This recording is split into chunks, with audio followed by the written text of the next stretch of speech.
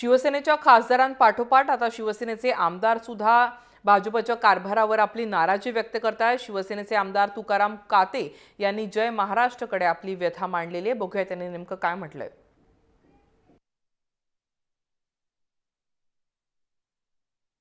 आणि राज्यात भाजप आणि शिवसेनेची सत्ता आहे, पण सत्तेमध्ये सहभाग असून सुद्धा आपला विकास निधी मिळत नाही आहे। यावरनं खासदार चंद्रकांत खैरेंनी विकास निधी मिळत नसल्यामुळे नाराजी व्यक्त केली होती।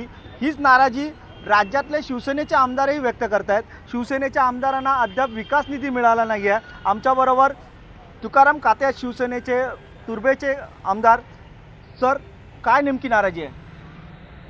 नाराजी हीच आहे की आमदार होऊन आम्ही 7 महिने झाले। 7 महिने होऊन सुद्धा जी आमदारांना निधी भेटते, ती विकास निधी भेटते, जे लोकांच्यासाठी उपयोगासाठी जे काम करायला लागतात ते कामासाठी निधी मिळत नाही आहे। त्यासाठी खरं नाराजी आहे। खरं म्हणजे माझा जो विभाग आहे अणुशक्ती नगर हा डोंगराळ भाग आहे। हा डोंगराळ भागामध्ये जे दरड कोसळतात त्यासाठी खास निधी मी पालकमंत्र्यांकडे मागितलं होतं आणि आपल्या कलेक्टरकडे मागितलं होतं। 10 टाईम गेलो त्यांच्याकडे तरी तो निधी मिळाला नाही।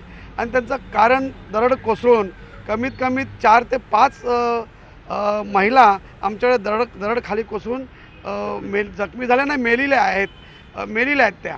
आणि असेच कामं जर चालली तर लोकांसमोर जाणं आम्हाला कठीण होणार आहे। आणि खरं लाज वाटते आम्हाला की आमदार झालेलो की 7 महिने आम्ही लोकांसाठी जर काम करू शकत नाही तर आमदार होऊन काय फायदा आहे? सत्तेमध्ये तुम्ही आहात, भाजपची सत्ता असली तरी शिवसेनेचा त्याच्यात सहभाग आहे। आपण सत्तेमधले आमदार आहात, का ही प्रक्रिया लांबलेली आहे? कोण जबाबदार आहे? कारण ज्या पद्धतीने जो विकास निधी लवकरात लवकर मिळायला पाहिजे होता, कशामुळे ही जी प्रक्रिया आहे ती खोळंबली आहे? ही खरं राज्याच्या मुख्यमंत्र्यांनी ह्याच्याकडे लक्ष द्यायला पाहिजे होतं। राज्याच्या मुख्यमंत्र्यांनी आम्हाला सांगितलं होतं अधिवेशनला की सर्वांची कामं व्यवस्थित चालू होतील, परंतु आज तगायत कुणाचा एकही फंड आम्ही पब्लिकसाठी वापरला नाही आहे। ही जबाबदारी सर्व मुख्यमंत्र्यांची आहे। ई टेंडरिंगमुळे हा विकास निधी मिळत नाही आहे। ई टेंडरिंगमुळे ही विकास निधी मिळतच नाही आहे।